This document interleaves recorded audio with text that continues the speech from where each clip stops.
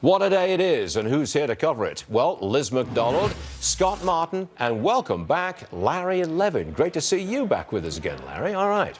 I got to start with Facebook. Huge numbers. All right, Larry, to you first. Welcome back again. Sure. Is there any stopping this company? No, it's unbelievable. In fact, the biggest thing about those numbers, Stuart, about Facebook was the mobile ads, right? Everybody's walking around with a mobile device, walking in the street, almost getting hit by cars, looking at Facebook and looking at ads, and that's making them a lot of money, and I don't think there's any stopping that anytime soon. Well, I mean, I don't want to ask a silly question, but, I mean, can you see $200 on Facebook, Larry? Yeah, I could. I really could. I think that the advertising, and they're going to keep monetizing that better and better, and they're very good at it, and they're going to keep getting better at it, and you could very easily see 200. It's just extraordinary. I want to move on to Amazon. I have to. After the bell today, we're going to get the numbers, the financial numbers from Amazon.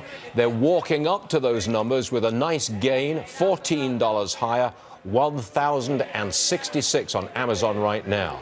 Scott Martin, I've seen a forecast of $1,150 on Amazon.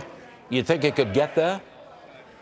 I think it's going to get there maybe, gosh, I don't know, after hours today, but definitely maybe by the end of the quarter. I mean, I'll tell you what's interesting, Stuart, just like your comment to Larry.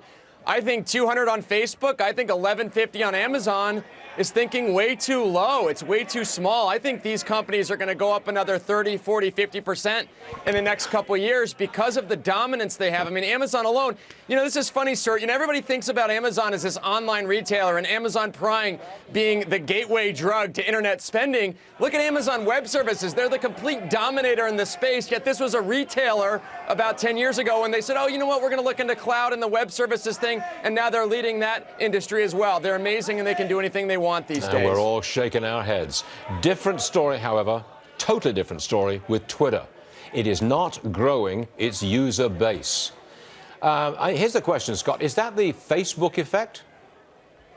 To some degree it is, and I also think it's the user interface effect, if I may say, Stuart. I don't know about you, and maybe I'm just getting old, but, you know, Twitter's kind of hard to use these days. I mean, they really haven't updated that user interface very well. They know they've made some changes, but if you're on there using it, and as Larry said, you know, it's really hard. I mean, you want to know how to get hit by a car? Use Twitter walking across the street versus like Facebook or Amazon, because they're a lot easier to use, and so you can kind of have your periphery available. Twitter, you can, and so I think that's upsetting a lot of the users, and that's why they're not seeing that growth, and that's why you're seeing Facebook and all those other places grow in light of them. And you wonder if the trolling and the abuse is hitting its ad revenue line. It's down 8% to $489 million. You know, if you can't get the president exciting your user base, I mean, the U.S. user growth is down to 68 million from 70 million. I mean, that might be an issue. That's not good. Yeah.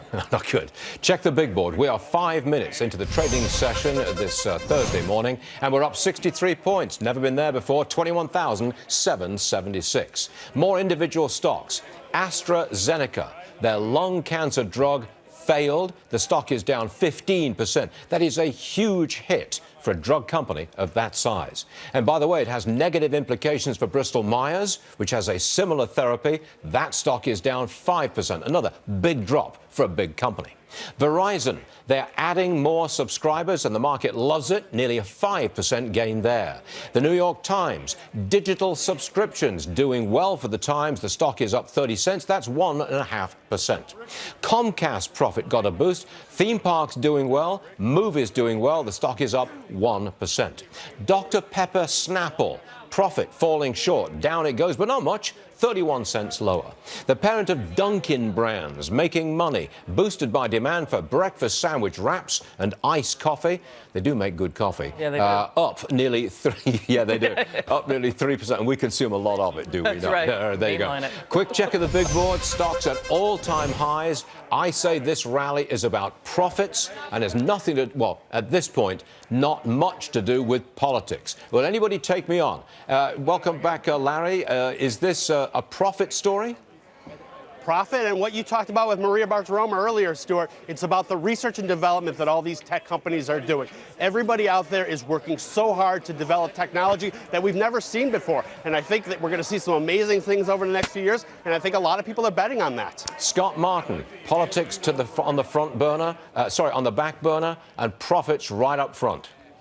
Yeah, profits so far, but you know what's funny about these great profits, Stuart, and Larry knows this, in a couple of quarters, we're going to have some pretty difficult comparables. You know, you're going to be going into like the first quarter of 2018. I can't believe I'm saying that as it's so far in the future here. But the reality is you're going to see a lot more tougher comparisons to like the numbers that we're seeing today. So at that point, we're going to need some help from D.C. via tax reform, via regulatory reform, or I'm worried about this rally getting a little bit too rich. Okay, we understand. A couple of items for you on Chipotle.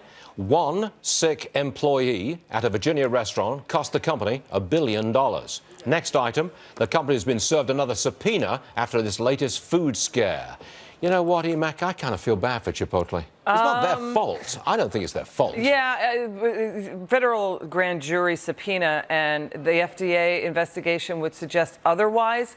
Word is out that it goes beyond that one worker, that there's an overall lack of compliance with health and safety standards. One sick worker would not cause 130 people to get sick. They think it's an overall atmosphere of not hygienic restaurants, unhygienic restaurants. And that's why out of the Central District of California, they've been investigating since 2015 these foodborne illnesses, and we know it's chopped $1 billion in market cap, the recent incident, off of Chipotle's value, but it seems to be a broader problem with hygiene. How do you get past really bad PR? Yeah. They haven't gotten past it yet. Yeah, that's right. I want to talk about Tesla. I've dismissed them far too often. Larry, come in. This is your favorite company. You own, I believe, there you are, you own 2 Teslas. Make your case as to why I should buy Tesla's stock.